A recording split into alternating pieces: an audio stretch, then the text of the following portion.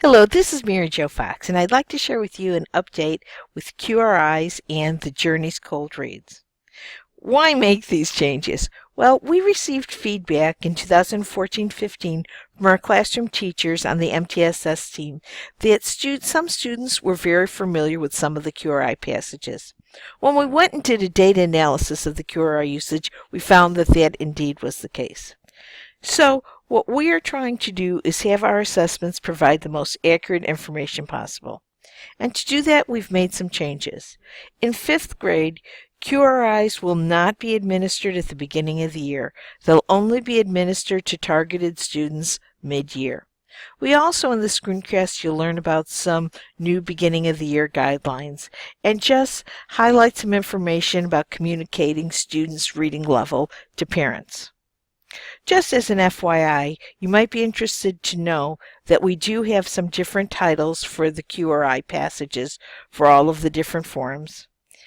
For grades 1 through 3, we've identified a threshold where to stop testing so we could just see that they're reading significantly above grade level and really focus on comprehension. And that we will have a limited use of QRIs in the primary grades and not use QRIs at all in kindergarten. All this information I'm going to share with you is in the packet that you received on August 7th. Now, as I said before, the protocols for administering QRIs stays the same, but in 5th grade, you will only be using that for the targeted students mid-year, and you'll use that to help you with your second semester instruction and to put information down on the transition data document. The 5th grade expectations have not changed. It's the expectation that at the end of 5th grade, students will be reading at a QRI 6. If a student would be reading at a QRI 5 or below, they'd be considered below grade level. And at the end of the year, a QRI 7 or above would be considered above grade level. Now, you might be wondering, if you can't use a QRI at the beginning of the year, what are you going to use to get to know your students as readers? Well, we are going to be using the Journey's Cold Read. Now, in 2015, it is optional. We are just field testing it, but we do recommend that you do give it a try. In 2016, it will be required.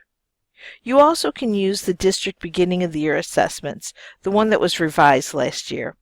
And you can look at the students' previous year's end-of-year QRIs, so their 4th grade QRIs and their reading level, to know how to place students in their small group reading. Now, the passage that we are going to be using is called Short for Estrella, Estrelita, and it's available in the packet that you received on August 7th. It's at a level that we would expect students at the beginning of 5th grade to be able to read. And we'll be using it for all students who are reading at a QRI 3 or above when you go and look at their end of 4th grade data. Now, if you've got a student who's reading below QRI 3, this text is going to be too difficult. So what's recommended is that you use a leveled guided reading book, one that's at the student's reading level from the end of 4th grade. What I'd suggest you do is find one the student hasn't seen before, so it's a cold read. You'll do a running record and then ask the student comprehension questions. Again, the purpose for it is so you understand how they read, you know about their fluency, you know about their accuracy, and then you are able to make the right instructional decisions to move them forward in their small group reading and in their shared reading. Now, for all of the other students, you can use this passage, Short for Estrelita, and it's a 2-part assessment. The first part is a running record, so you're going to administer it individually to each student. When you're doing it, you'll be setting your timer and being able to identify that they have completed reading it within the time frame, and you'll also be able to listen for their accuracy and to see how they're doing with their self-monitoring. The second part is comprehension, and for this assessment, students can look back in the text. There are 5 questions, 4 of them multiple choice and 1 constructed response. With the targeted students, you're going to have that student, after you're done with the running record, stay with you while you ask them the comprehension questions.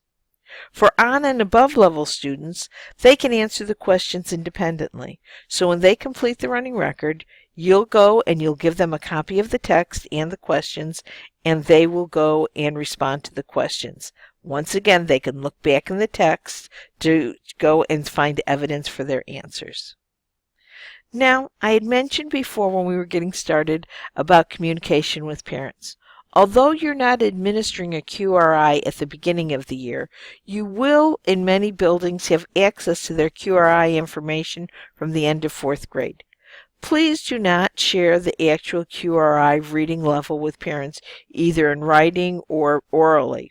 Please just identify for parents if their child is reading on, above, or below the grade level expectation. If the parent wants more information, show them a copy of the text that's considered on grade level. Because this is something new, and if you have a parent that is adamant with finding out this information, refer them to your principal and they can handle it for you. Now, if you've got any other questions, please visit with your building IRT or your grade level IRT, Shelley Lears and Andrew Dimmitt. Also, as always, please feel free to contact me, Mary Jo Fox, either through email or a phone call. I'm always there to help with whatever you need. Thank you very much.